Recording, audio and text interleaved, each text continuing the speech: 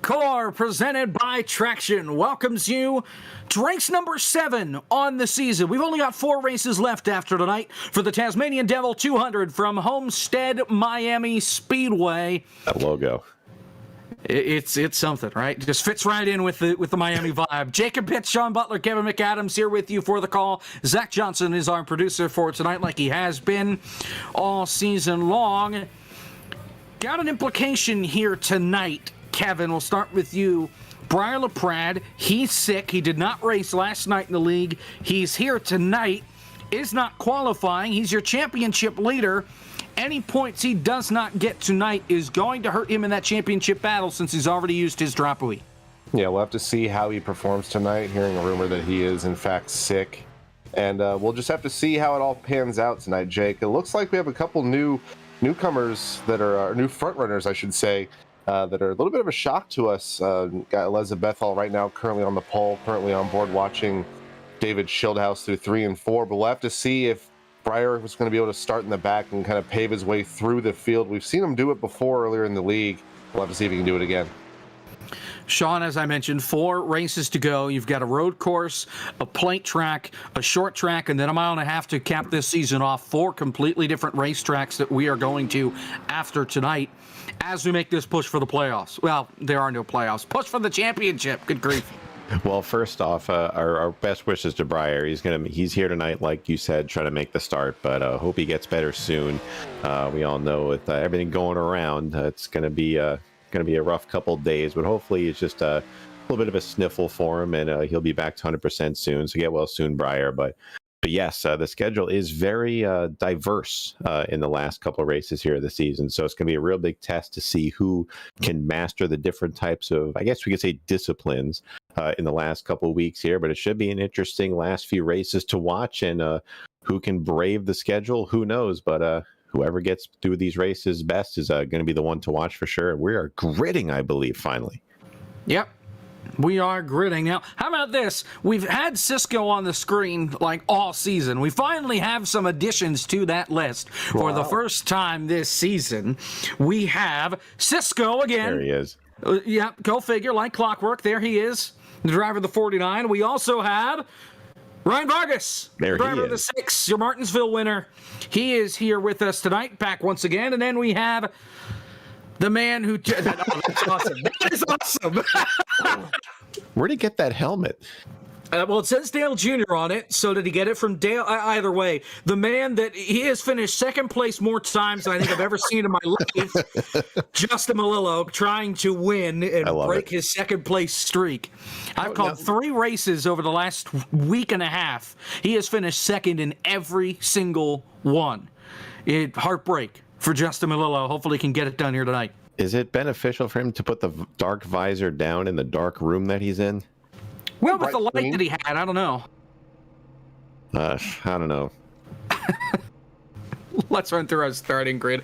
As Kevin mentioned, Elizabeth Bethel is your pole sitter. Trey Normile lines up to her outside. In row number 2, Davin Cornelius still looking for a win on iRacing. He lines up P3. Gary Owen, another Canadian, lines up to his outside. Ian Plash lines up in P5 with Gabe Wood lining up to his outside to end row number 3.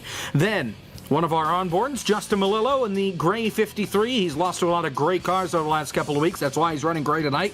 Cosmo Neshu to his outside, rounding out the top 10.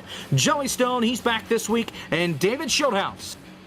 Another one of our onboards, Ryan Vargas, as we just saw, is in P11. Keenan Kusin looking for his first win. He's got a couple of seconds to his credit this season, looking to break through as well. As you saw with our onboard, Cisco Scaramouche will be lining up 13th, Rusty Walrus 14th. Briar LaPrade there, he is deep in the field in 15th, along with Michael P. Frisch 16th. Justin Champagne and Lula Snaka will make up row 9, and rounding out the field, if you will, shotgun on the field, Cody Hicken in the 28 Hendrick Car Chevrolet will start in 19th. Final thoughts, Kevin, before we get the green flag. I already posted a picture to social media, by the way, if you want to see Justin Malillo's helmet shot. So... I can't believe he did that. I love this track, and I think these guys love it too. I think we're going to see 2 and 3Y racing all night long. It's going to be a blast.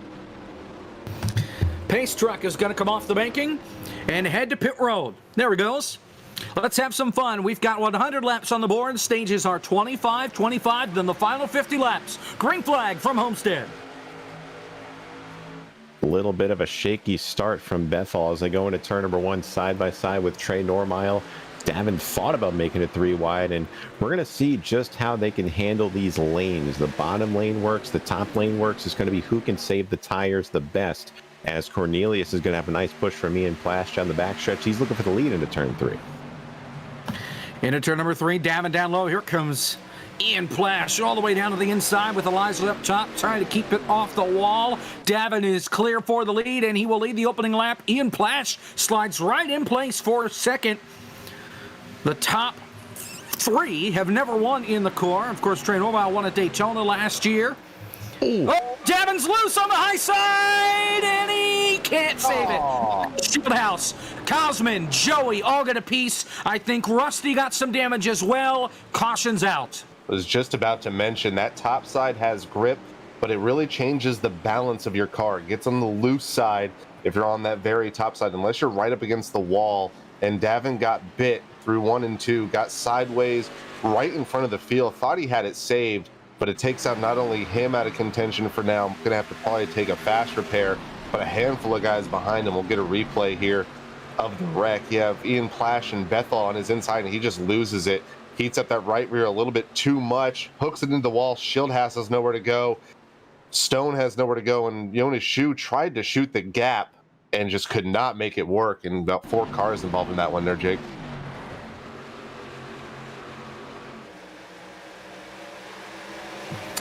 All right, so Davin comes over the radio and apologizes for binning it on lap 2. I want to talk to the driver of the 20 here and see what, or 20, how about 77? And see what his thoughts are. I mean, it seemed like he was doing pretty well in practice last night. Let's talk to him. What happened? Oh, man. I mean, I think the picture's pretty clear of what happened. Felt really good getting up in the lead, sent it up in there, and it did not stick. Tried saving it a couple times, and eventually just gave up, turned it into the wall, and I think I still stacked a bunch of people up. So what's the game plan for the rest of the race? Are you going to have to use your fast repair here? You know, how are you going to keep this thing in contention without doing something like that again or getting it collected in somebody else's mess? Yeah, the plan is to not do that. I know my boundaries now, and I'll try to not overstep them. It's not a good look, is it? I mean, these things happen. Best of luck the rest of the night for the Traction 77, and maybe we'll see you back up here at the front before this stage is done. Yeah, hopefully I'm talking to you guys in a bit of a better situation. Davin Cornelius, driver of the 77, causing that lap 2 crash. Nobody used their fast repair. David Shieldhouse, Cosman, Jonas Schuh, and Davin Cornelius are all on pit road, still getting service as the pace truck comes through 3 and 4. I believe we're going to get 1 to green this time. Yeah, and if you're familiar with these cars on iRacing, once you fix them, they can last for a long time. You can hit something pretty hard, and you can still get it fixed, and you should be still pretty good on speed. David Shieldhouse looks like he's gotten his car fixed up. Doesn't look like there's a scratch on it right now as he's making his way through the access road in turns 1 and 2. But I don't really know. Kevin was talking about, being out front and having to manage your tires, and I was talking about managing the lanes. Didn't think it'd be that loose on top. Usually there's a lot more grip by the wall, especially at the tracks nowadays with the surface updates. But that's kind of a surprise. Didn't expect to see someone loop it by themselves on the top like that. But hopefully that's not a sign of things to come, and we'll have some pretty clean racing from here on out. This track is loose, and yeah, we're going to have the sun go down, lights going to come up, this track is going to gain grip. But in practice last night, Kevin, I tried to get out on the racetrack. I couldn't even make it a lap. It's just center to exit. That thing is just sliding around on you, especially on the high side. Well, it just seems like this track is, despite it being a true oval, is a very unorthodox track. 1 and 2, it has a good sweeping exit. You can kind of let the car drive itself, but in 3 and 4, as we're about to go green, it has a very sharp exit apex where you kind of have to run wide, entering the corner, and then it sharpens the middle of the corner. So it kind of changes the balance that you have to go through each side as we're going green here. It's just a really hard track to really navigate. Restart with 5 laps complete here from Homestead. Briar LaPrade looking 3 wide of the inside with Melillo and Vargas up top. And this is really a driver's racetrack. You know, a lot of especially the top guys on the service, they love this place just for the sheer versatility alliances. We see Briar looking to the inside of Gabe Wood with a power move down off of turn number 2. He's going to have the momentum down the back, making it 3 wide into turn 3. Kind of staggered 3, but Briar making that bottom lane work as it looks like Eliza Bethel is going to lose some ground on that top side. They are 4 wide in the back. Michael Frisch got up into the fence, and they are still 4 wide back there trying to get by him as Shieldhouse gets on the gas and makes it through all of that. Back out front, Brian LaPrade takes the lead, checks out the Michael Jordan flu game, how about, is in full effect. And LaPrade already back in front. He started 15th. And we're only on working lap 4 under green. So that number 35, like you said there, Jake, he is pulling the flu game race at this moment. He is set sail, and he has already passed this entire field. And he's already opening up a little bit of a gap now. Trey Normile takes over that second place spot. Gabe Wood third. Battle now for fourth, maybe between Plash and Bethel through 1 and 2. Plash with a good run on the inside. And that's one thing to mention. The inside, Gabe Wood goes around. Save it. Saves it. Keeps it out of the pack, and we stay green. Great save from Gabe Wood. Exactly. Works with JD Motorsports. Wow. Like we said, the exact same thing that happened to Wood was the same thing that happened with Davin, except Gabe was able to save it, so maybe a little bragging rights there, but he's able to keep it going. Look at this pack, though, that we have going down the front straightaway as we have Ryan Vargas looking underneath Bethel, going into 1 and 2. He's looking to make his way up to the field, looking to get his 2nd win of the season. So a lot of guys moving forward and people moving backward to start this race, but none have made up more positions than the Briar. He is checked out. But here comes Plash to the inside of Trey Normile for 2nd. Now, what I was going to talk about before that Gabe Wood spin is that the inside line was not the preferred line, at least last night. You really wanted to be up by the top. That would kind of save your tires a little bit, especially in 1 and 2. But so far, everybody has been down on that white line for the most part. Yeah, and you'll see these guys, move around as the track loses a little bit of grip, as the tires lose a little bit of grip. That second lane becomes pretty much no man's land. It used to be the preferred groove, but the way, like Sean said, they did like a surface update around last year, and the bottom line has a lot more grip than it used to. And then, of course, right up against the wall, you can use a little bit of that wall arrow to get a really good run off the corner. So we'll just have to see throughout the race where the preferred groove becomes, especially if we go later and later into the evening. And right now it looks like the preferred groove is that 1st or 2nd lane through at least 1 and 2. They bring it around through 1 and 2. Briar opens up a half-second lead over Ian Plash. Then it's Justin Champagne sitting in P3. Trey Normile, Ryan Vargas is your top 5 as of this moment. As Briar, we talked about at the top, he's sick. What could this do for his championship hopes since he is the point leader by a good bit? Well, he's just going to go out and win the darn thing, apparently. Well, it's early to tell there, but he's certainly looking like the favorite. So front, about 5 or 6 cars, just about single file. Just had Keenan Kusin make his way around Justin Melillo in turn 1. That is for the 8th spot. But look at this 20 car right behind them. David Shieldhouse, he had to start at the very back, got all of his damage fixed under that last caution. He's starting to make his way up to the field. We're on board on the roof cam right now, that Focus by Advanced GG Chevrolet Impala SS on the field as he makes his way into the top 10.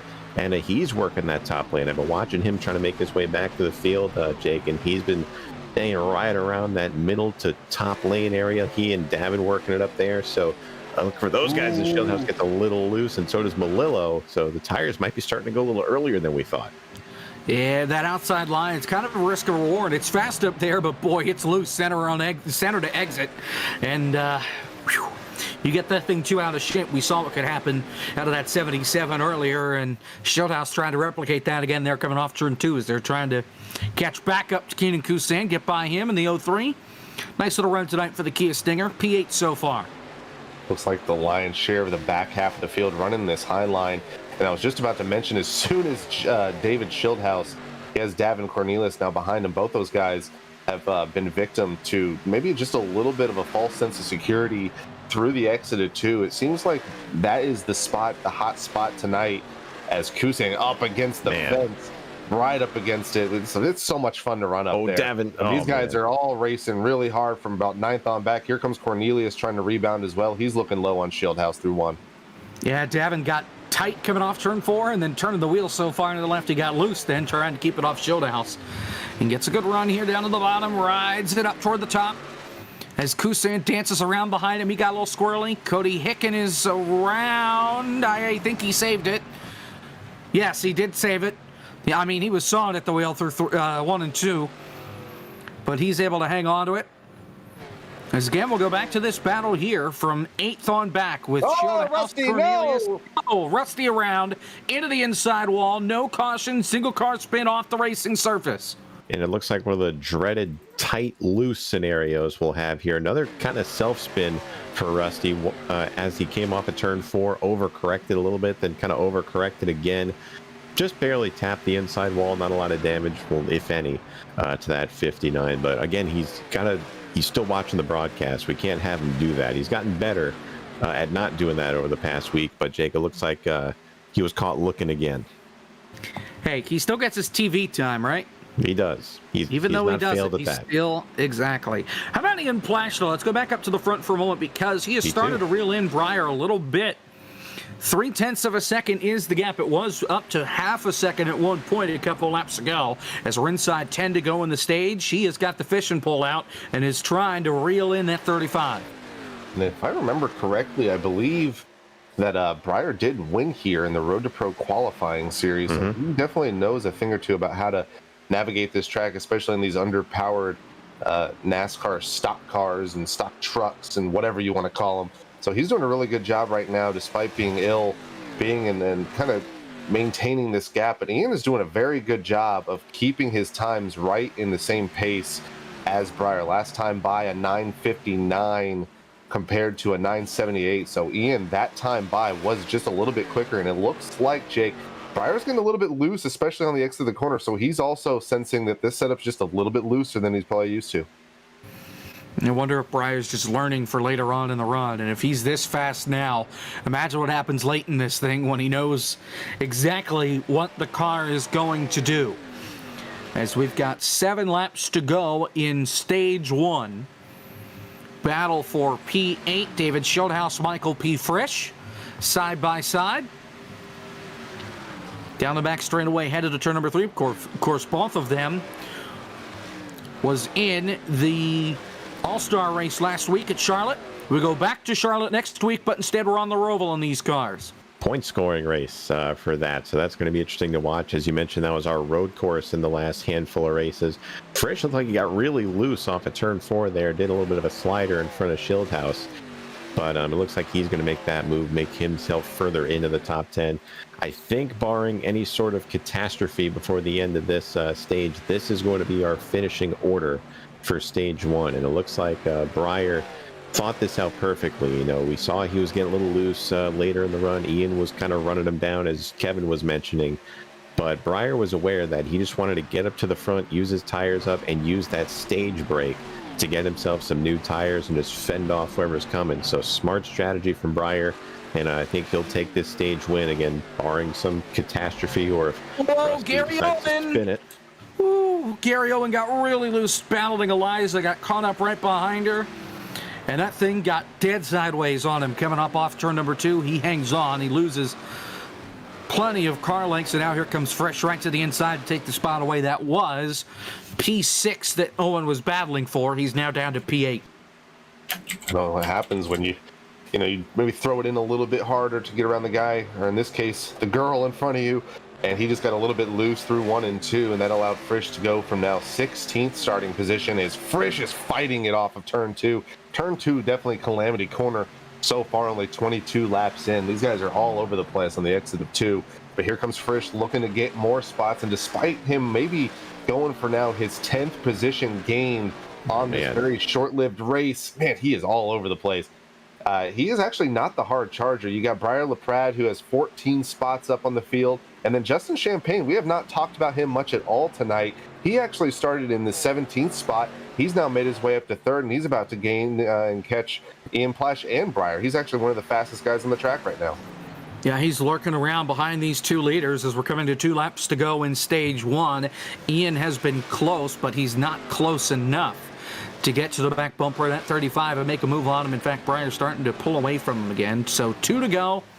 Here in stage 1, pits are closed. Here's a battle from 7th, 8th, and 9th. Gary Owen, Liza Bethel, David Schildhaus, all in a gaggle with Michael P. Frisch just up the road. And what happened to Cody? Oh, boy. He's broken the right front suspension as here come the leaders. Does not look What it's good. supposed to look like. It's a lot of camber on that right front. Let's turn back the Champagne. clock here. This is weird. So going into turn 3, last time by Cody, did he blow? Trump Champagne in the wall. He's going to lose a ton of time, and that's going to solidify him in P3, last lap, stage 1. I think Cody might have blown a tire going into turn 3. The thing Ow. just turned and went straight. I don't know. That was really odd. I looked at the replay, and I don't know. Let's see. Well, he got... I'm befuddled with that. Okay, so he... No, I see what happened. He got the wall. He got loose, overcorrected, and hit the wall, and that broke the suspension coming off turn 2. So then when he went into turn number 3, that right front tire just didn't turn because the suspension was broken. Nonetheless, Brian LaPrade wins stage 1 at Homestead, and the COVID race is in full assembly for the 35 so far. Flu race, whatever you want to call it. He led a lot of that first stage. He is your stage 1 winner. And a good run so far for the driver of the 35. Yeah, I mean, I think if he was at 100%, he might have been out there by 2-3 seconds. But even at, maybe 70-80%, that's probably being a little bit generous. COVID is not something you want to have even in your 20s or 30s. It is a rough virus to have. And right now he's doing his best to not only race, but I believe he's also streaming tonight. So he's pulling double duty tonight as these guys are all about to come in for their 4-tire stop. But good first start, good first stage for Breyer. Just an update on the fast repair business. Schildhaus did take his. So David has already used his. Nobody else has. Doesn't look like Cody is, even with that suspension damage that we saw in his car. So everybody is on pit road, and we'll get service. And once these guys get off of pit road, that's when we'll talk with our stage 1 winner in Breyer LaPrade. Of course, he gets 5 bonus points to help him out in the championship battle. And, with the points, he's a good bit ahead of Davin. It's his 3rd stage win on the season. And he has a 32-point lead coming into tonight over Davin Cornelius. So let's talk with our stage 1 winner, Breyer LaPrade. Illness ain't going to hold you back, huh? I mean, it kind of is holding me back. I feel like, I don't know, I feel weird driving. It's like I can't focus and all that. It's weird. I don't know. It's hard to explain. But it felt nice to get a stage win there. I didn't know if Ian was going to catch me on fresher tires or not, but that was fun. Did you learn anything for the rest of the race from that first stage where you were out in front? Yeah, honestly, the seam is just your best friend. It felt like coming off the corners, if you're just hugging the seam, it wants to rotate instead of plow. So just being able to hug the seam is going to help you rotate and probably save your right front. So hopefully everyone else can kind of take notes from that and maybe improve for this next stage and see what happens. Well, Breyer, we hope you feel better, and best of luck here the rest of the night. And I have a feeling we may talk to you again before this night's done. Best of luck. Thank you, guys. That's Breyer LaPrade, who's under the weather, but is your race leader. And again, picked up his 3rd stage win on the season. He leads all drivers in that category. Fresh and Cozy have each won 2. Everybody else has 1 or none in the stage win column. Half a lap to green. Now, Kevin, when he says the seam, what does he mean by that? So obviously when you pave a track, you got to do it in segments. So there's a seam, especially that is maybe about a 12-foot pavement layer there on the inside line. Then you can kind of see he's actually doing it right now through the caution. There's a seam that you can see on that track. If you can kind of hook your left sides on that, there's a little bit of a ridge from the difference in banking, and it really pulls the car to the left, really gets a lot of rotation, makes the car a lot faster. Here we go, getting into the restart zone. Green flag stage 2. Let's see what Breyer can do. But Ian Plesh gets a great restart on the high side. Beats LaPrade to the line. LaPrade going to cover the spot from Champagne on the inside, but he's got to worry about that 94 up top. Great restart by Plash. He gets loose, though. That's going to open the door for Vargas. Frisch gets loose. Into Davin, back into Keenan into the wall. Gabe Wood gets a piece. Davin did a great job hanging on to it after the contact, and the caution's out for the second time for contact. Michael P. Frisch going around. Cold tires. We almost saw a handful of guys have that happen to him. Obviously, Frisch went around, but it looked like right as Plash got on the gas in the middle of the corner, he almost did the same thing. Good replay here, but it just seemed like everyone that was not on this bottom line was just really, really skating through 1 and 2, and it's just almost like ice down there. At You see Plash get a little bit loose, and then of course there's Frisch right into. Oh man, this guy's got nowhere to go again. Not a lot of damage on Frisch's car, though, for the hit it took. As I mentioned, these cars are tanks for some reason now, as this is from Keenan Cousins on board, so he's got a front row seat to this. He has a lot of right front suspension damage, though. We'll get another view of his car. It's pretty beat up on the front end. Might be fast repair worthy, but watch that car just ahead. You see Frisch step out a little. Oh, just barely gets Keenan. And these cars, Kevin, they have a tendency, if you hit the wall just right with the right front, it'll pretty much destroy the right front of that car.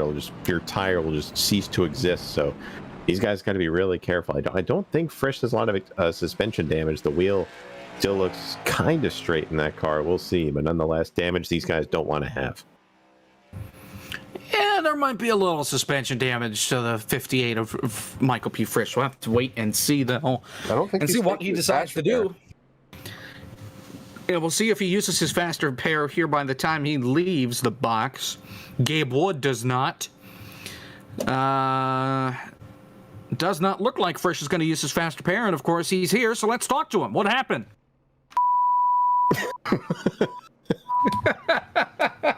Goddamn son of a bitch, talentless hack. You know, I don't know what to say. We're gonna use the fast repair here. We got too much damn, you know. It just went around, cold tires, and just looped it and lost talent. I hate it.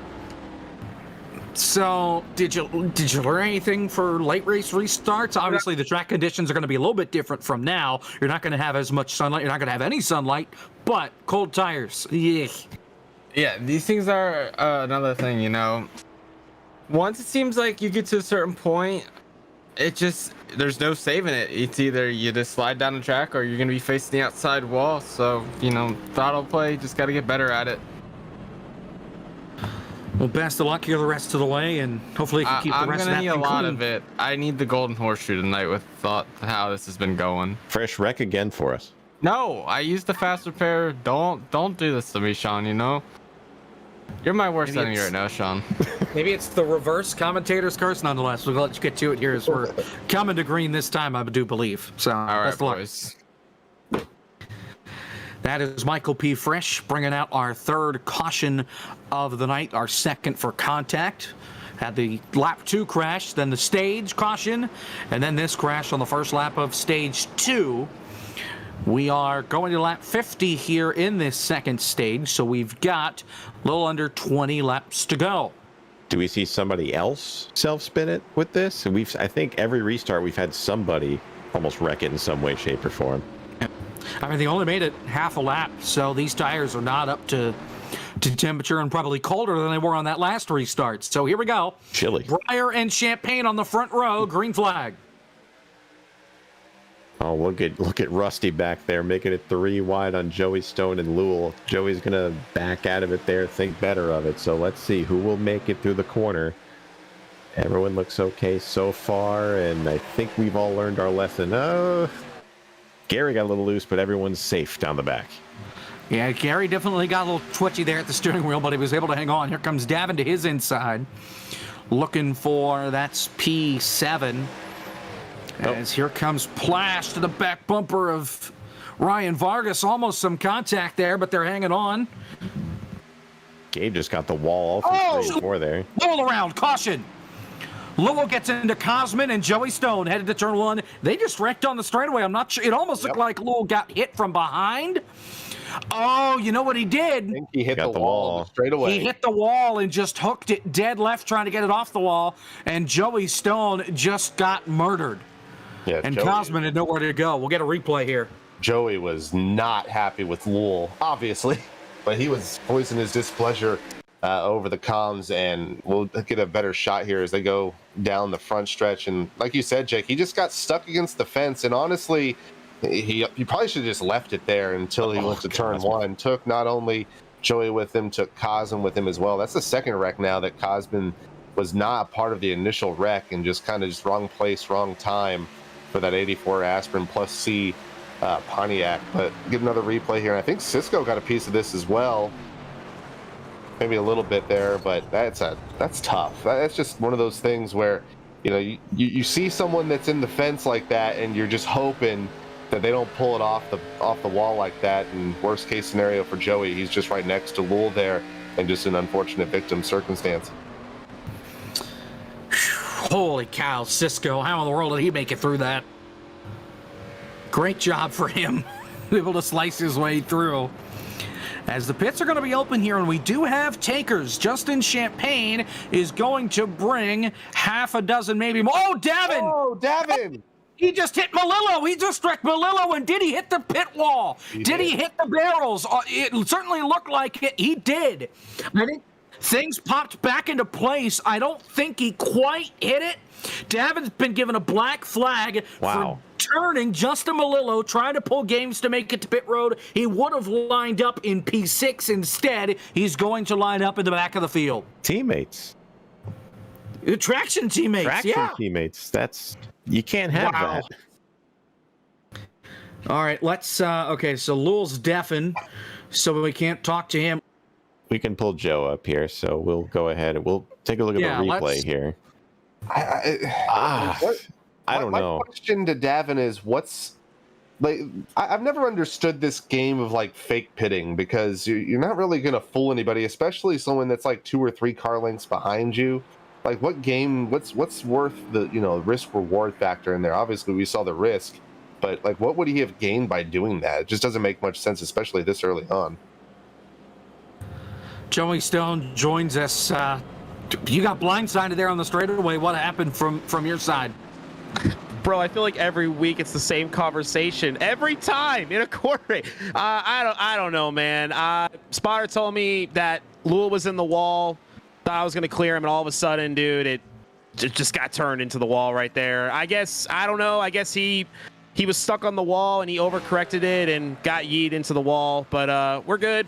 No need to use the fast repair, and just my luck, man. We just got to keep going. Everything's great. Is everything really great? I mean, how much damage did you get from that crash? Everything's great. All right, let's be honest here. Have you seen the point standings lately? Holy crap, man. It's been bad. No, nothing's great. Nothing's great, but I'm having a great time, though, at least. Well, there were a couple of weeks where you weren't here, too. I don't think that helped the point situation, but I get it. Priority Spider-Man. Go get him here to finish the rest of the stage, too, Joey. Yes, sir. We'll do our best. That's Joey Stone, driver of the 5, got involved in that crash. And, my. Davin, leading? Ryan Vargas is leading. Let's do a ride on board with our race leader, Ryan Vargas. He's second. Okay, Vargas is not leading. He is second. Yeah, okay. Whoops. All right. So Vargas is second. Let's do a ride on board with the TikTok car as he takes us back to green with 13 to go. Look at his realistic cockpit there. Look at him throw it in the 3rd gear there. And he shoves it into 4th gear. What realistic. Was I dreaming? No, there was a car parked on the apron. Cody Hicken was parked down there. He's getting out of the way. It was a blue car and a blue apron. That's why I didn't quite see it right at first, but thankfully he was out of the way. So Breyer maintains the lead. Vargas in second. Battle for 3rd between Shieldhouse and Trey Normile. As Vargas is blinking in and out, he's back now. How about David Oh, Fieldhouse? Oh, and Cosman, look out. He saves it. Frisch got sideways, and Cosman got even more sideways in the back. They're all able to keep it straight through one. We're not even close to, well, we are close to halfway, but we're not even at halfway yet. A lot of guys have already taken Patrick Bear's Frisch. Oh, my goodness. Barely. Tell you what, See, man. he didn't learn. You asked him if he learned, and he didn't. Turn 2, I guess it's just because it's dark and, like you said, Jake, these tires are just cold. Frisch is, or not Frisch, that's Plash underneath Frisch. He's sideways through 4. But these guys are, people have been requesting that this car get the Gen 4, cup treatment. I can't imagine how loose these guys would be if they had another 200 horsepower. This is crazy through 1 and 2. I'm one of those people. Gabe Wood bounced it off the fence on the front straightaway, but was able to pull it off the wall without killing anybody else. So I think he learned from that last crash. As here they go through 3 and 4. Everybody pretty spread out up at the front of the field. First battles between Melillo and Michael Frisch. That's for P8. Side by side through the corner, and Frisch once again going to have to leapfrog this field because of that incident earlier on, and he's going to move his way back into that 8th position, single file through now pretty much the rest of the field. So maybe for 10 laps or so, He's still got it up. He's got his game face on. He is focused, I hope, behind that helmet. He needs to channel his inner Dale Earnhardt Jr. He needs to get up against that wall and really run that wall arrow. Why does he still have the visor down? I love it. I love It it. looks like he's channeling his inner Darth Vader right about now. I bet it is hard to breathe in there. Oh my, he sits P9. Low ways behind Michael P. Frisch. As we're going to battle further back, Rusty and Cosman. Yes, there goes Cosman. Around, he got turned, I believe, off of the 77. Caution's out. Got loose right in front of Davin, I believe. And Oh, yeah, battling turn 2 Rusty. again. And Davin did finish him off. You would think that, cold track, more grip, but in tonight's case, cold track, cold tires, no grip. Oh, man. He had it, and then he didn't. We've seen so many overcorrects in this race, too. It's kind of weird. Whenever these things start to go around, they just hook back up when they're trying to save it. This is on board with Davin. You can see he's almost yawed out already. You can see it's starting to develop. The area of low pressure is getting more dense, and there it goes, and nowhere to go for Davin. Did he get any damage out of that? I don't think so. I don't think he did. Traction car looks all right. He's been through a lot already tonight. Doesn't need to have more stuff happen to it. Yeah. So Cody Hicken gets the wave around. He is now only 6 laps down. Pits are open and everybody playing games again. Those stupid reindeer games back here in the back of the field. Let's see if anybody hits the pit wall this time. Does not look like it. Oh, Gabe almost did. Let's talk with, if we can here, the driver of the 84. He's going to need some aspirin after that. What happened, Cosman? Well, you see the car snapped on me, kind of. I was trying to stay off the car by outside, and when I turned the wheel more, she kind of weight shifted, and we just went around. Cosman, I have a quick question for you. Is it getting worse? Is the looseness getting worse as the track gets cooler out there tonight? It's just loose in the first few laps, honestly. Like it feels like you have no grip on the rear tires, but once you start putting heat in them, they become pretty much the plow box you expect it to be.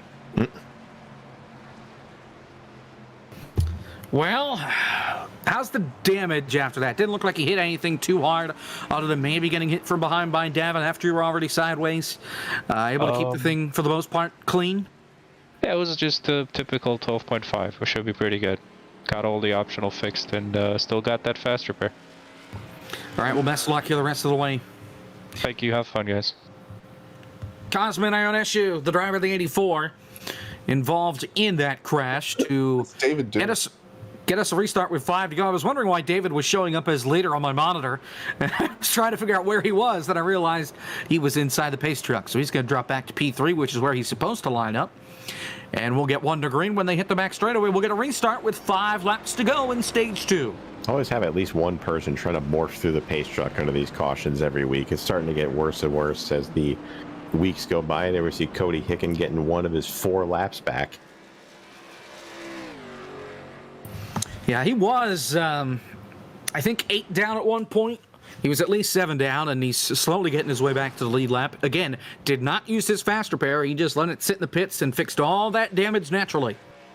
I'll say, if he can get back on the lead lap, that would be a really good call to at least have a clean car at the end of the race. But if there was a struggle bus in this series, he definitely would be the pilot of it, at least for right now, with it being 4 laps down. But long race, still got about 55 to go. And I think he might be able to get this back on the lead lap if we have a couple more cautions, if these guys keep getting loose in 1 and 2. I just heard over driver audio. I hope the broadcast is listening. I don't know what in the world they're talking about. I don't want to know what they're talking about.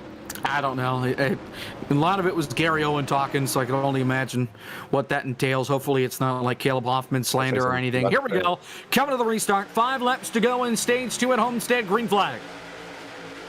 Everyone pretty much even on this restart. Champagne will look to the outside going into turn 1. That's been treacherous territory for everybody.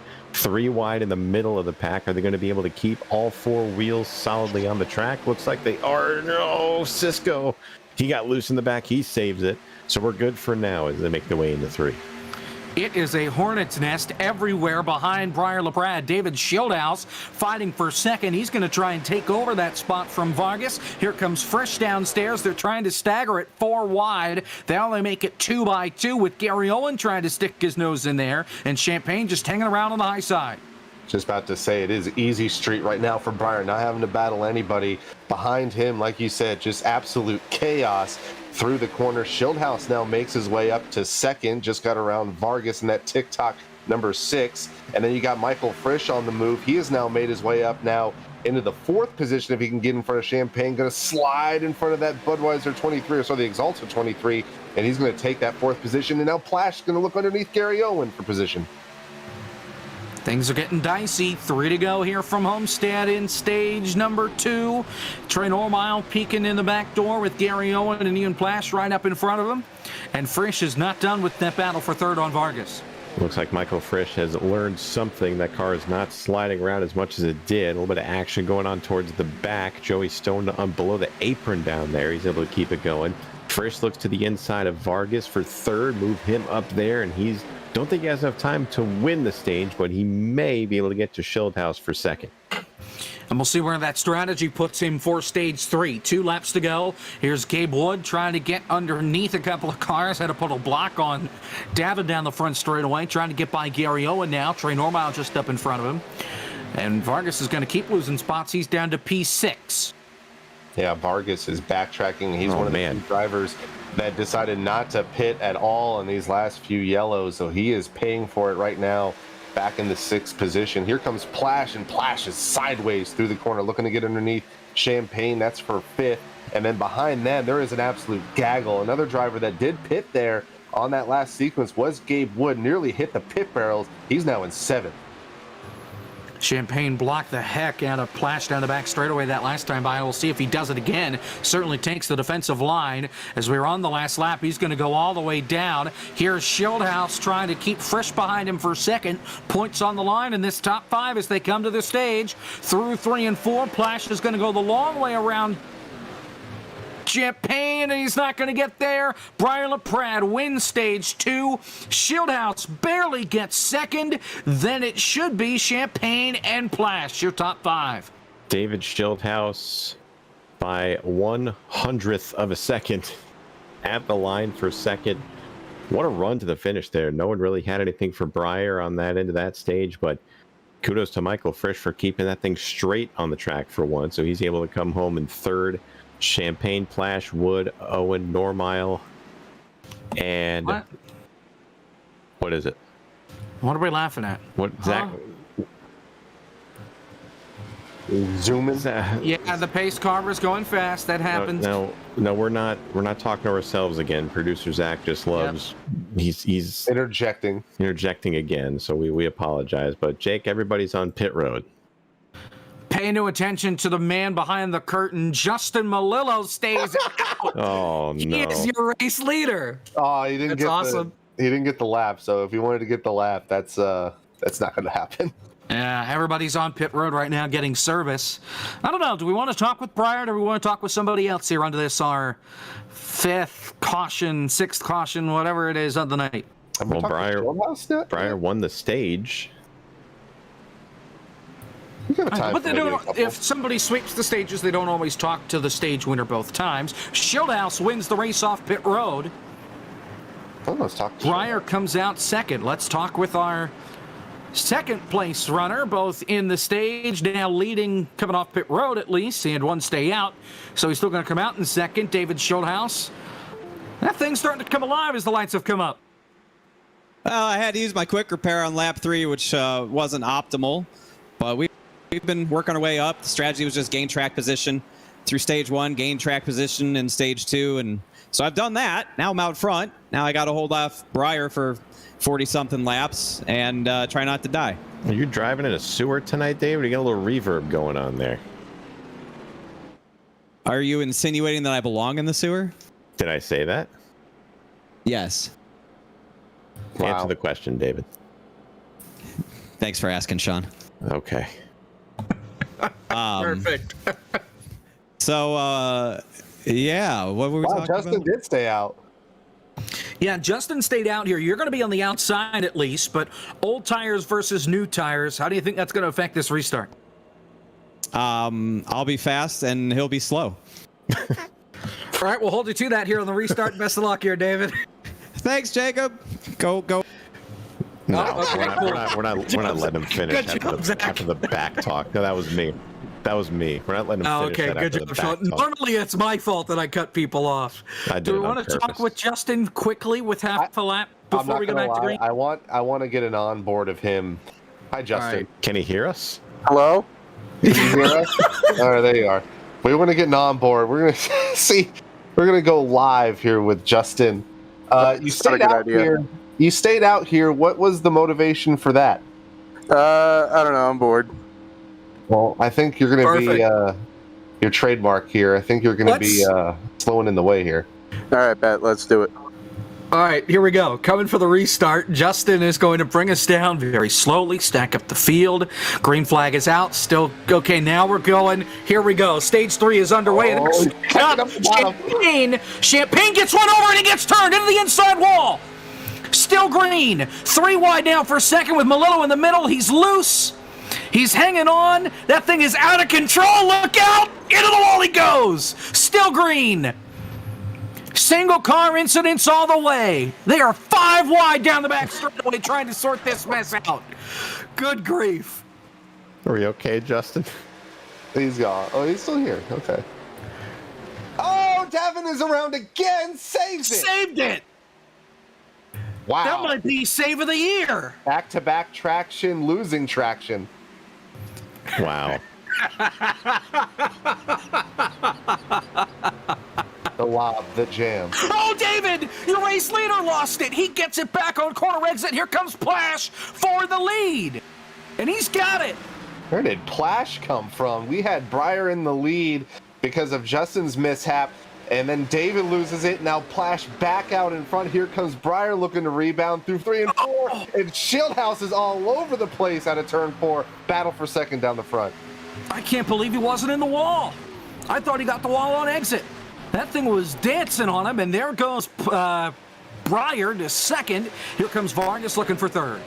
And Ryan Vargas holding strong on the bottom there. Shieldhouse has shown throughout this race he's able to hold people off on that outside as Vargas tosses it into turn 3. Looking to clear Shieldhouse. Looks like David's going to give it to him there. But man, what a hectic first couple of laps in the final stage of this race. Everyone's going to be pretty strung out now, so hopefully we get a nice long run to close this thing out. Can I just say, this has nothing to do with Core, by the way. Can I just say, I really want to be a meteorologist so I can get paid to be wrong a lot? It's snowing up here in the Northeast to cap off the week. We're getting snow right now. We've been being told 2 to 3 inches so far. We're now in a winter storm warning because of this snow. And we were supposed to get the least. What are we doing, people? Come on now. Well, Jacob, if you were to invest in a personal weather radar app, you could make your own determinations on Well, what the see, weather's I gonna do be like. that, and I've been leaning towards what they've been saying, 3 to 5 inches or so. This is saying we could see, 3 to 5 inches. But I don't understand why we're in the warning for that, because it's not all that bad. We're in Pennsylvania, for God's sake. We've seen 3 feet already here. Oh, trouble, Rusty around, off turn 2. It's another As one. we get back to your regularly scheduled programming, another single car spin, we keep it green. And I know it's not Festivus, but I'm airing my grievances here tonight, making up for the last couple of weeks. Here comes Breyer, looking to the inside for the lead. Tyler LaPrade once again trying to establish his dominance here in this race, and that Ledford Billiards number 35 looks in that middle lane, has that seam covered. Plash on the loose. bottom, playing a little bit of defense, and like you said there, Sean, got a little bit sideways in the middle of the corner. That allows Plash to get away just by a little bit, about a car length and a half down the back. Headed to turn number 3, it's a 4-car breakaway at the front. I think this is the biggest and closest breakaway we've seen so far as we're coming to 41 laps to go. Schildhouse is dancing behind them, hangs onto it. You've got Gary Owen hanging down in the top 5 there, P5, with a train behind him. So we've got pack racing here at Homestead. Well, what you know what's coming. It's a 4-horse pony show at the dog races up at the front here. LaPrade kind of gives a bump to Plash throughout turns 1 and 2, gets him up the track, but he got loose himself trying to get to the bottom. But Plash doing a good job keeping himself in front of Breyer right now. He's kind of been working that extreme low line, trying to keep those 2 left side tires glued to that white line. He gets a little loose. LaPrade might have a run off of 4. He doesn't. But man, Breyer LaPrade is wearing out the rear bumper of the 94. Gabe Wood just about lost it coming off turn number 4. Look at Cosman gets to the inside. Now here comes Normile. So that's going to cost him 2 spots. A lot of good racing around this track. Gabe was on his way to the front after that round of pit stops. He's now under fire. That looks like it's going to be Frisch. He's going to go underneath him as well, so that will drop kick Gabe Wood back from 6th all the way now back to 9th. Flip that number and give him back to the 9th spot. And then you got another weird pack situation starting to happen. You got these front 4, and then you got Gary Owen leading a pack of 5, about a second behind our 4th place competitor in David Schildhouse. Trey Normal trying to make that 3rd lane work to get some momentum on Jonas Schuh through 1 and 2. Not going to be able to do it. Here comes Frisch to take advantage. Gotta wonder here if Breyer is trying to save his stuff or pressure Plash into pushing his stuff more, so that way when it comes down to tires, it's going to play in his favor. Now, they cannot make it on fuel. They are going to have to make a stop before this thing is said and done like they do everywhere else. Question is, when are they going to do that? Are they going to split this stage in half? Going to run it dry? What's the plan? I want to see real quick. Sorry, Sean. I want to see really fast if not only Breyer can get this lead here, but Breyer has been keeping it low on exit. And you know damn well, Sean, if you pull it wide and let it kind of lean out on that right rear, you will cook that right rear tire, and it happens quick. And I think that's what Breyer's doing right now, and he has taken the lead from Plash. I wonder if he's just keeping that right rear tire a little bit cooler than the rest of the pack. Well, there's another event that they had earlier on. It was the Slide Job 300 that E-Racer put on here at the COTs. Very similar, though. We saw a lot of the guys in that race keep it as low as they possibly could off of the corners, and Breyer was a participant in that race. So you think he's probably implementing that into this race as well. So if we can watch his line here, you see him working that seam in 3 and 4 as he was talking about, right, straddling it. Then off of 4, keeps it, doesn't get to the wall until he's not really on the wall at all, actually, as we see there. So it's an interesting line, but Jacob, as Kevin said, tire heat plays a big factor in this, as wear does. And I think Breyer has figured out that you want to keep those tires as cool as you can as this run goes on. It's working for him. Here's a battle for P5. This is Trey Normile and Michael Frisch.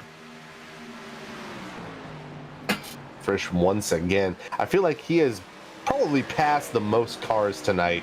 Oh, Cosman's slow. What happened to him? What the heck? Cosman way off pace. He was in 7th last time by.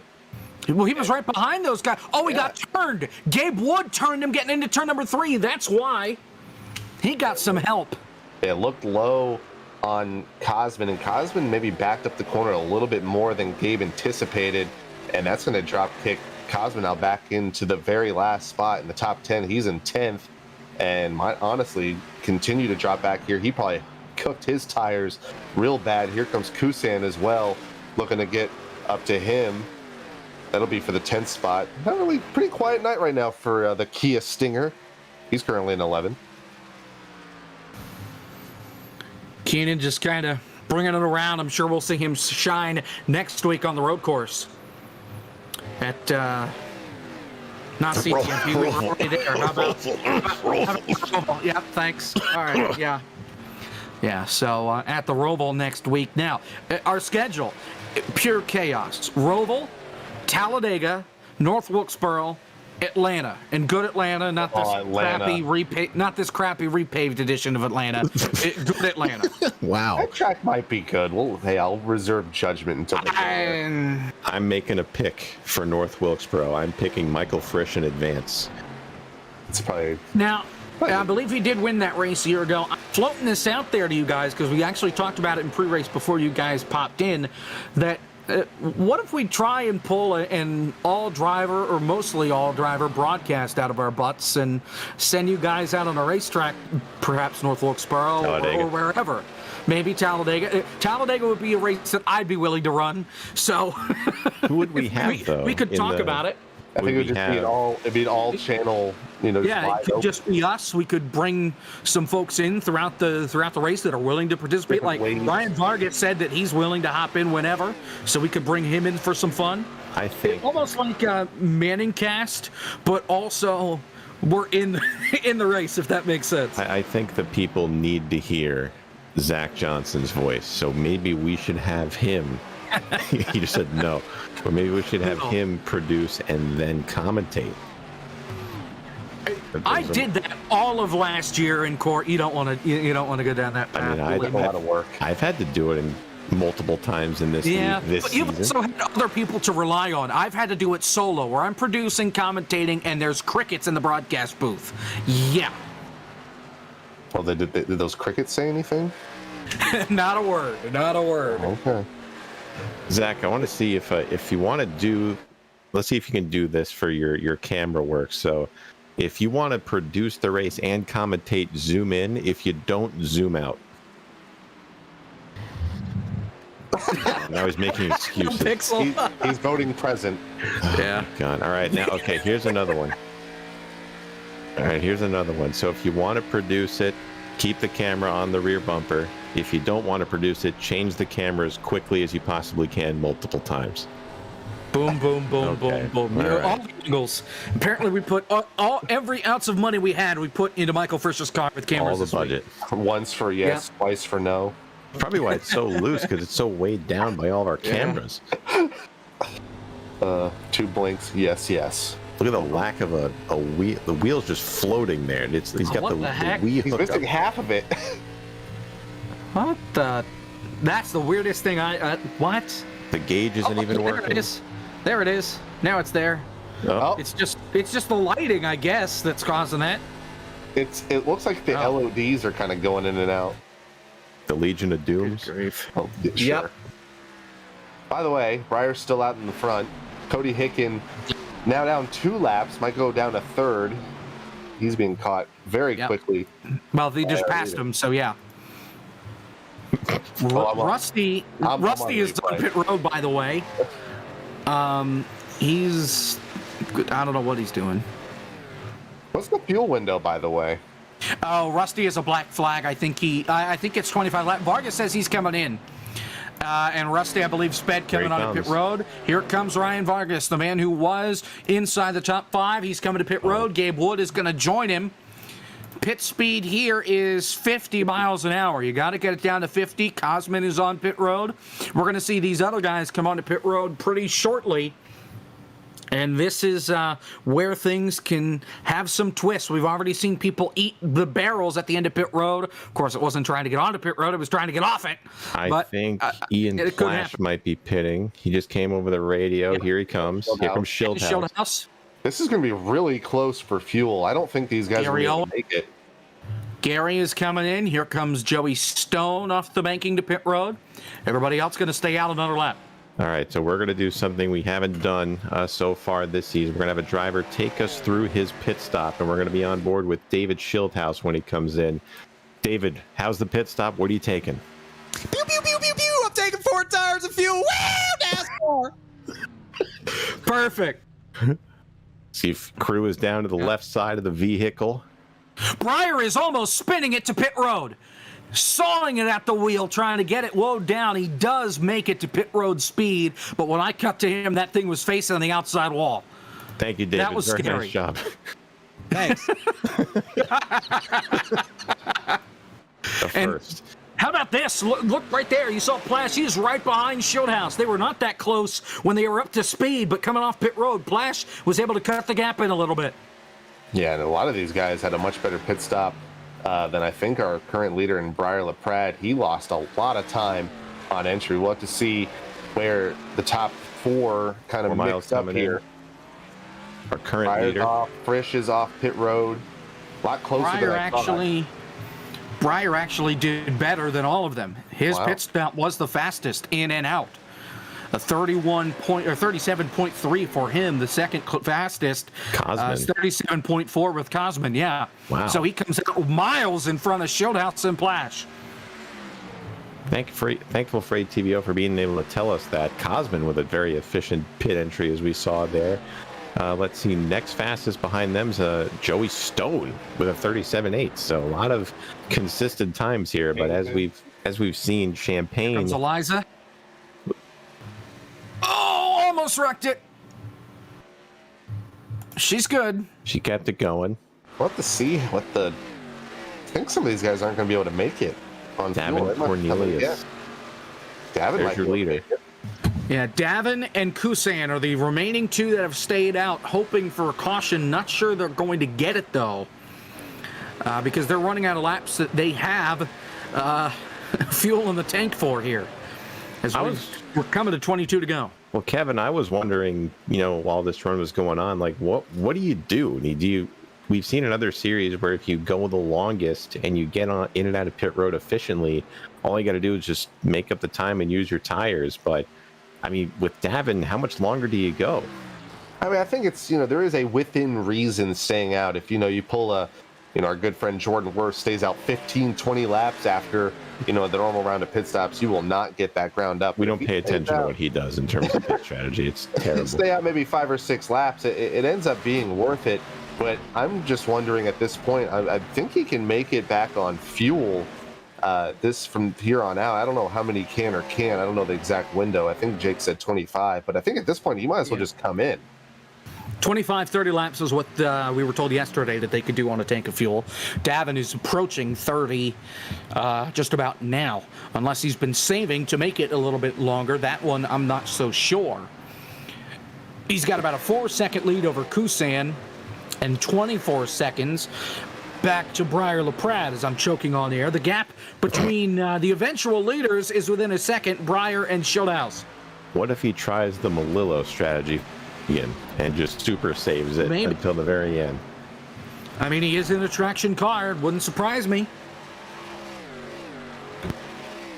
So let's see. I'm really curious to see what he does because we're at 20 to go right now. And I mean, the longer you stay out, sure, you maintain the lead, but that gap to make up your time, I think it might be coming in now, but the gap to make up that time gets shorter and shorter. Yep, here he comes. Here he comes. Let's see how efficient he is coming into pit road. So about low 37s. Here comes Keenan as well behind him. So 37, 38 seconds. Oh, he about Cisco. spun it off turn 4. Cisco. He was facing the pit wall. I can't believe he hung on to that thing. I haven't talked about Cisco all night, and he No, almost brought that's his himself up TV with a big time one. right there. iRacing, that's what we're on. Don't you forget it. That's who he works for. Yep. So Brian LaPrade's going to come around here and take the lead away. As everybody is still in their box at this point that just pitted. So Breyer's got a 1.5 second lead over Schildhaus. He's 0.2 a lap faster with 19 laps to go. We'll see how long he can maintain that. Breyer did pit 1 lap later than Schildhaus and Plash, so he is going to have the better tires, but he's also going to have to navigate lap traffic first. Here comes Malillo. Justin. That 53 pitted really late on that exit. entering into the pits. And Davin Cornelius has a black flag, I believe, for a pit exit. Well, yeah, it would have been on exit because it was not on entry. So that was. It would have been speeding.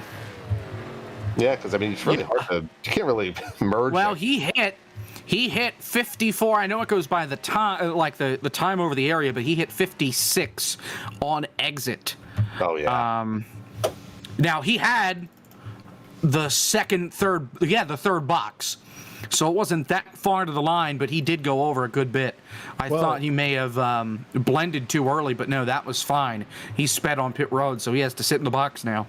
Now here's a little secret for you on the iRacing service. If to get a little extra time on pit road, you can go 5-10 miles per hour over, but you have to slow down back to speed limit or below it instantaneously, very quickly to avoid a black flag. So maybe he just sustained that 56 miles per hour for too long for the steward's liking, and that's what resulted in the penalty. But that's an odd one. Usually it won't penalize you for going that much over if you don't do it too long, but I guess just maintain that speed for a little too long.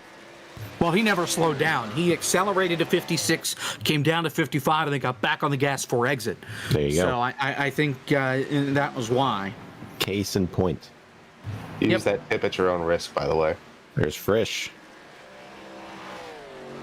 P3 for Frisch, and Flash tries to do the crossover, and no success there, so Frisch slides himself into a podium spot. Yeah, and he's going to look here to close in on Breyer. He's been on par pretty much with Breyer's lap times, at least that last time by. Of course, he was passing a car too, so that probably didn't help. This may be in Breyer's hands here unless we see a caution flag. 15 cars are on the lead lap. Malillo, Rusty, Davin, all 2 laps down. Then you got Cody Hicken, who is 3 laps down. Feel like coming to 14 to go. I feel like Frisch has just been playing catch up this entire race. He has been on par, like you said, Jake, with times with Breyer, but he's just had to play, the track position game so much. He's gone from the back to the front, wrecking, back to the front, wrecking again, and now he has made his way up to third, looking for second. But that gap of about 2 seconds might just be too much to handle with only 14 to go. I don't think he's going to be able to catch him. Do you know how much sympathy I have for Frisch? I have zero sympathy for him. You know why? Because he willingly doesn't qualify in these races. And then he gets mad when he gets caught up in some wrecks. And he wrecked himself. Yeah, but Breyer's better than Frisch. Well, he's also a coach. All right, cool. Thanks. All right, so Frisch, by the way, was a 10th faster that last time by both Schildhaus and Breyer. That last time by, he was even with all 3 of them for the most part. Now that he's stuck trying to get by this 20, maybe he needs to focus a little bit more. I'm not sure. Wow. Notice the pun. Yeah. Mm-hmm. I'll be here all week. Don't worry about it. Oh, right on the corner panel. We get very, very tight. But Frisch is able to keep it low, as we've been talking about ad nauseum all night off the corner there. So he is probably, Davis might let him have it here. We'll see. He does. Oh, and he slides around him. Very close, but move Frisch into P2. Schildhaus tries the crossover, but I don't think this one will be successful. Maybe we'll have to see. He got a good run on the inside. Let's see what happens in 3 and 4. Frisch, even with all of that, still faster than Breyer. If he can get out in clean air, we'll have to see. But Schildhaus instead is going to cross over and get the spot. Frisch is going to back the corner up now to try and catch him again. You got to think, if you're Frisch, you're getting a little bit frustrated. You know you're a little bit faster than David. And that time by lost a ton of time. 0.44 for LaPrade. Last time by, Schildhaus with a 3, Michael P. Frisch with a 5. So he has lost a ton of time. They were around 2 seconds behind our leader. Make it 2.4 seconds now for second. Normile and Vargas are having a heck of a battle for P5 as well. We can get to them if this battle ever fizzles out, as we have now just 10 laps to go here from Homestead. So it's going to be pretty much the battle for second here, as LaPrade just continues to pull away from these guys. Frisch is just right on the back bumper of Schildhaus as they work their way off of turn number 2. I was surprised that Schildhaus was able to get back by Frisch, but Frisch's going to try it again here. Goes into 3, and David pinches him down, but looks like David's going to maybe let him go and try another crossover. And remember, if they wreck, it really might help them more than it hurts them because it gets them close to Breyer again. 9 to go. And just as we see Frisch get around Shieldhouse, looks like Normile has gotten around Vargas. They swap positions. Vargas was on the bottom. He now goes to the top. And once again, these guys are all over the place. Yeah. Zach, go to the 5th place position. They were actually battling. There they are. Yeah, the battle for second is dead. Here's the battle for P5. They've been all over each other like a cat on Velcro for the last couple of laps now. With Malillo right there, and then Malillo is 2 laps down. A cat on Velcro. Yeah, cat on Velcro. That's what I said. Sounds unpleasant. Yeah, maybe for the cat. I don't know about the Velcro. Just give a call to Zach Johnson. Just been on his phone the entire night. Has missed almost every battle that's been on the racetrack right now. So, wow. I don't know. Zach just off his game tonight. I can't put my finger on it. Well, it'll be a rebound next week when we go to the Roval. Oh boy, There'll be a lot of action Needs to cover that. Yep. Computer gets another workout. We know how much his computer loves road courses. Frisch is closing in. The only problem is he's got 7 laps to close in a 2-second gap. And he's not closing in fast enough. It was a little more than a 10th that last time by, but he needs to close in much more than that in order to get to the 35 and put on a show. Yeah, it was 2 seconds before he got to Shieldhouse, past Shieldhouse. Shieldhouse crossed him over, held him up about a half second, and then Frisch got around him once again. And pretty much that wasted about 3 or 4 laps, and now he is just all over the place. He's getting a little bit desperate, and we'll see this time by if he even gains. I don't think he did. About 700. A little bit. That's not going to be enough. That's just not going to be enough. No. 1.9 second gap for LaPrat for the lead. Yeah, that was 6 to go. So, yep. So this is where we're at. This is the closest battle on the racetrack between second and third. I'll say this: if we could get shut up. If we could get like 40 of these guys out here, I think this would be a pretty fun race to watch. I mean, these 19 guys, I feel like you can get 40 cars out here. This is a great combination. Somebody's got to spin it with 5 to go, right? I don't know. I mean, maybe the tires are older. Right. So I don't know. Frisch is still closing. The gap's 1.7, coming to 4 laps to go. He needs like know. 10 more laps, maybe, to get to him. He needs help. Looks like Gabe Wood slowly closing in on Vargas. That'll be for the 6th spot. Those guys are proverbial teammates out of JD Motorsports. Good run for Gabe tonight. Top 10. Yeah. He's been all over the place. He's been up and down. He's been involved in a couple accidents. As low as dead last. Now he's working on a top 10. Working on getting the top half dozen. Try to get around that TikTok number 6. That'll be 4-6. 3 laps to go. Oh, he's there. Here from Homestead, here comes Gabe Wood to the inside of Vargas. Oh, gosh, he's so loose off of Look at 4. the block by Vargas. This might be the caution that Frisch is begging for. Maybe. Although here's the thing, he may be begging for one, but with this late, we're going to go to overtime, and that means everybody's going to have fresh tires because everybody's going to want to pit again. Right. So really, I don't know if he is begging for one. Just end it now. The gap's 1.5 seconds, coming to 2 laps to go. For Brian LaPrade, we continue to watch this battle here for 6th. Wood throws it in at turn number 3, gets a good run into the center and middle, but Vargas keeps that speed off the corner here. So not missing anything. This is the best battle on the racetrack right now. But Gabe Wood got to find a way around Ryan Vargas. Can't really stay in his tire tracks, as we'll see. He's going to have to do some experimenting with the lines, but I don't know. Maybe Vargas gets a little wide off at 2. Wood with a little run down the back, but not going to be enough just yet. Defensive line from Vargas. Off turn 4 comes Brian LaPrade. 1 lap to go here from Homestead as Gabe Wood pulls right to the back bumper of that TikTok car, trying to move him up out of the way. Looks to the inside. He's on his corner panel, but I think Vargas is going to have the run on the high side. Oh, Vargas gets a little bit sideways, nearly hits the wall off of 4. Going to pivot and block all the way down to the white line. 1.5 second lead for Breyer. Oh, Cody Not right missing anything there. Battle for 6. Here comes Wood. Maybe looking to do the slide job out of 2. Not quite. Down the back. Not clear through 3 and 4. Here comes our race winner. How about the COVID race for Breyer LaPrade? Last to first with COVID, he wins from Homestead. Back to this battle for 6th. Through 3 and 4. Gabe gets the spot. Here comes Champagne. That's a spot, and Champagne's going to get it. We need to see a replay of that because I don't know what happened to Vargas. I think he just got in the highline. Oh, no. That might have something to do with it. Oh, boy. We got beef. I don't know if he hit anything. No, there was no contact. There was no contact. Gabe just sent it on him, Oh, it's all smiles. and made it work. Tempers Yeah. are going to be flaring at JD during the week. I think. Yeah, Vargas just biffed it on his own. He just drove it slower. I don't know what to tell you. Killed his tires. Man, that's... Breyer's obviously been dominating this entire night, this entire season, but man, that is an inspiring finish for him to have, COVID the way he does. It is not fun to even just, be awake for, let alone race for. So great job, Breyer, tonight's race.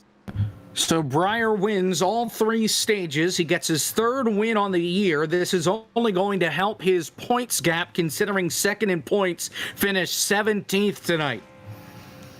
Michael P. Frisch finishes in 2nd. He's 3rd in points. He's going to take over the 2nd spot in points there. You see the rest of our field tonight. Schildhaus finished 3rd. A great finish for him.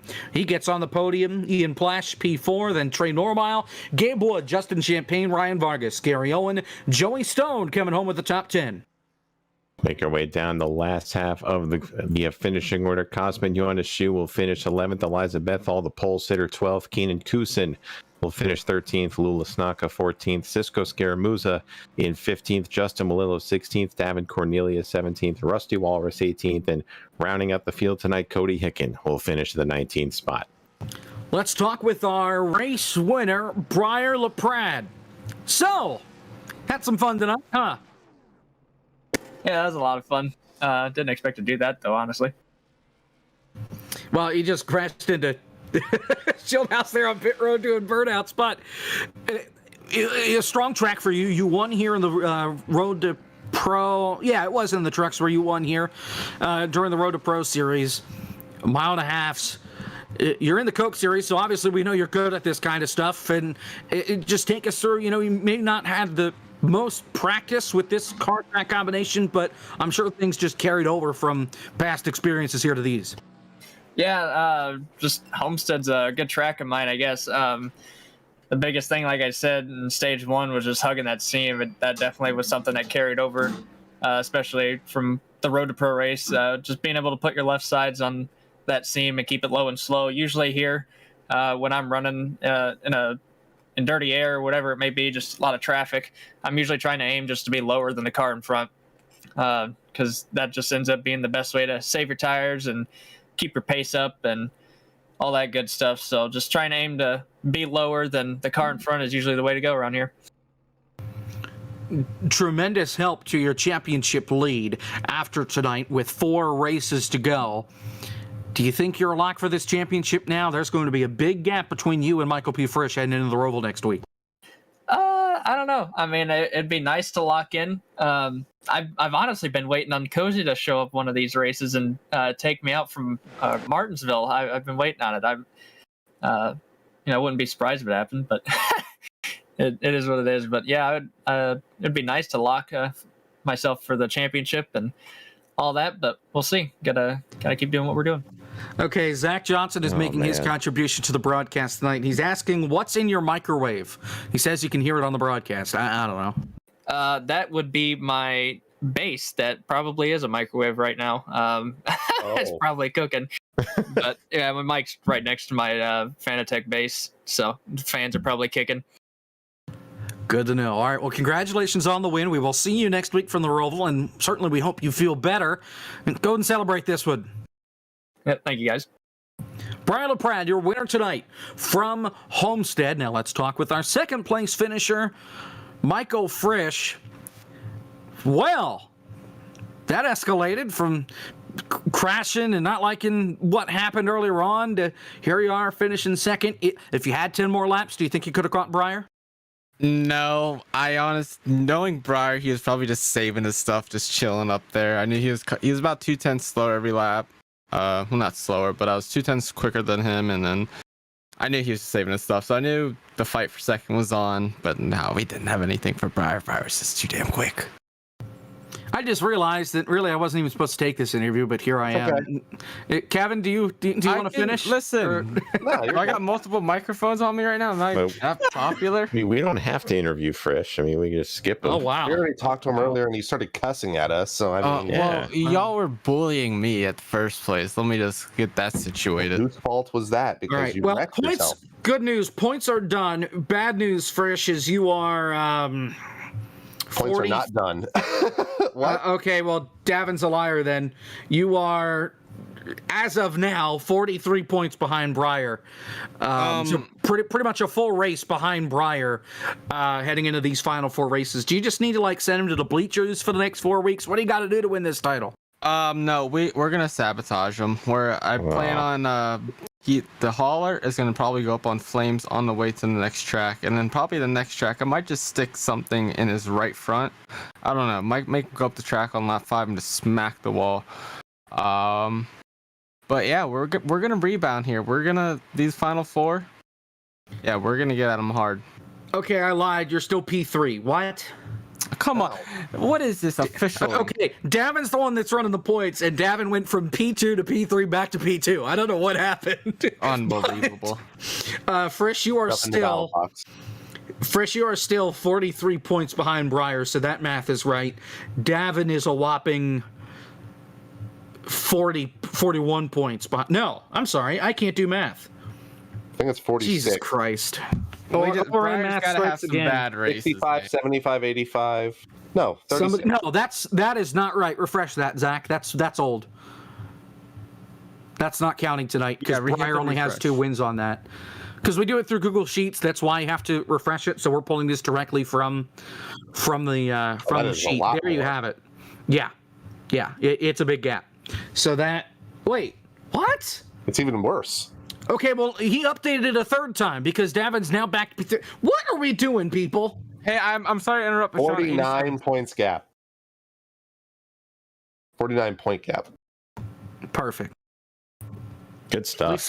At least somebody can do math on this. Davin is still listed in 3rd, even though he has more points with the drop or without the drop? Without the drop. Okay, so points is with the drop. Okay. W/O drop is without the drop. Okay. Right. Got it. Yeah. Confusion. There you have it. A close up. All right. Well, thank you, Frisch, and best of luck to you next week at the Roval. I hope you're ready. I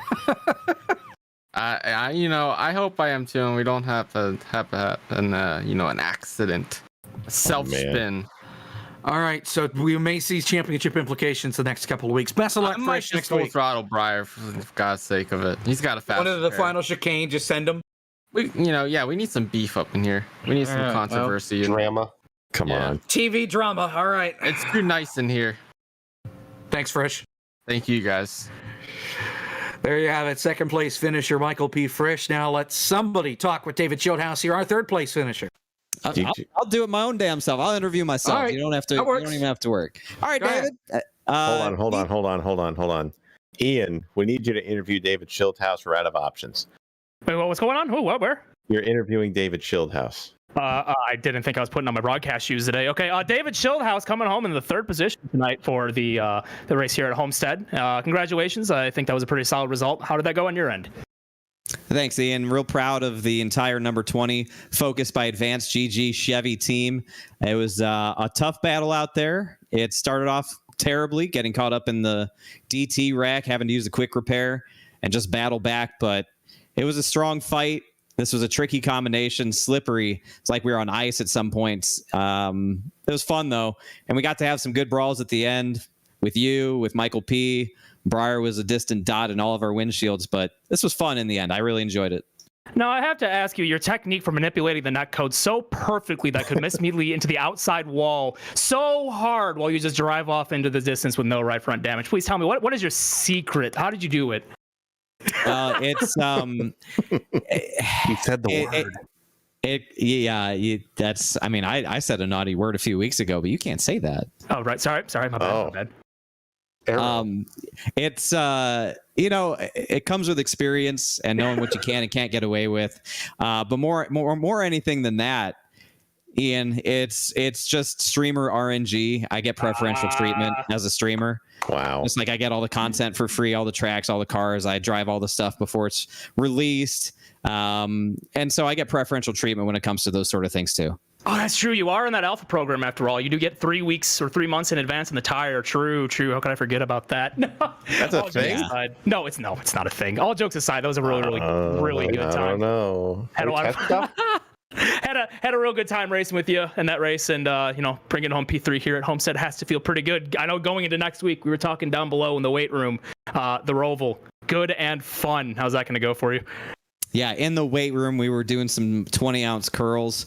In the weight room, doing some military squats together. But Roval next week, yeah, that wasn't too fun last season, if memory serves correctly. But we'll go out there, we'll raise some hell, and see where we end up. I'm not in this thing for championship anymore. I missed too many races. I just want some wins. The All-Star race last week was great, but I want to win a main event sort of thing. And I guess my next opportunity is at the Roval, which doesn't sound promising, but worst comes to worst, I'll just bomb it off into the first corner, wreck everybody, and see if that works. As we watch on the replay, David Schildhaus getting mad loose off turn 2 as Ian Plash takes the lead.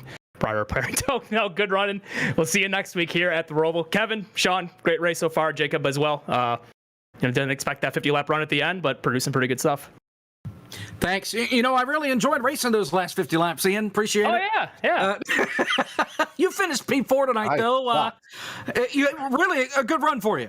I honestly was out to lunch, probably breakfast and dinner, maybe brunch throughout all of practice. I ran one good lap, and I was like, how do I get speed out of this thing? And good point, supper too.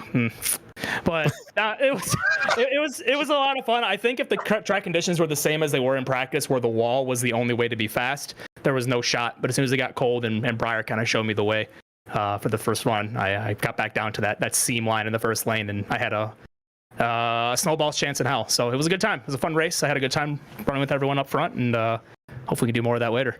So that's what Zach thinks of you, the honorary ORN commentator. Hey, we take those. Yeah.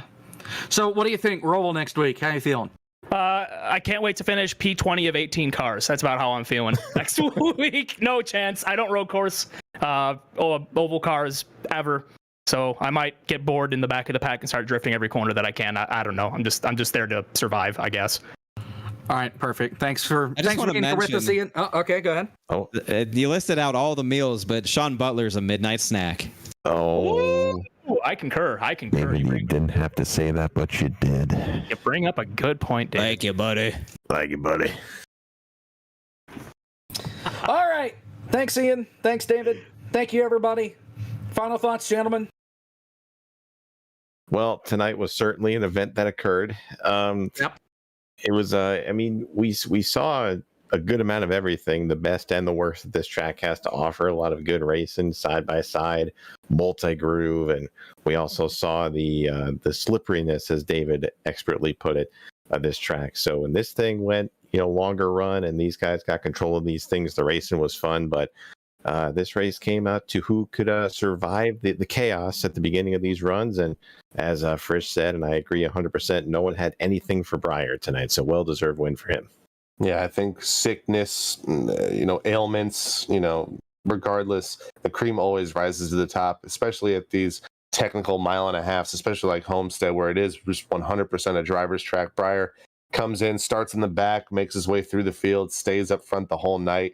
And we see, guys like Frisch and Schildhaus, who have been fast all year long, once again, show up front. And then, we're going to see a little bit different action next week and the next few weeks. So we go from, the normal 1.5 mile tracks. We go to the Roval, then we go to Dega, then we go to North Wilkesboro, then we go back to 1.5 miles. It's going to be fun next few weeks. Word from Justin Melillo. He's retiring the silver race car. He's retiring the helmet. He's had enough. He has had enough. All right. Well, there you have it. So, that's it from Homestead. We see you a week from tonight from the Charlotte Roval. Last year, it was a lot of fun. There were a lot of wrecks, and we almost had a photo finish in that one, even though they were 4 car lengths away from each other down the back straightaway on the last lap. It's going to be a lot of fun. We'll see who can get the checkered flag first. Then, in the meantime, for our producer, Zach Johnson, our sponsor, Traction, for sponsoring the whole league, as well as the Tasmanian Devil 200 tonight. They didn't sponsor that, but that's our sponsor for tonight nonetheless. Zach Johnson, our producer, Sean Butler, Kevin Kevin McAdmin. Kevin McAdams, along with me. I'm Jacob Hitz, also known as Marty Reed. We'll see you next week. Good night. Where are we, Bill? You big. I know.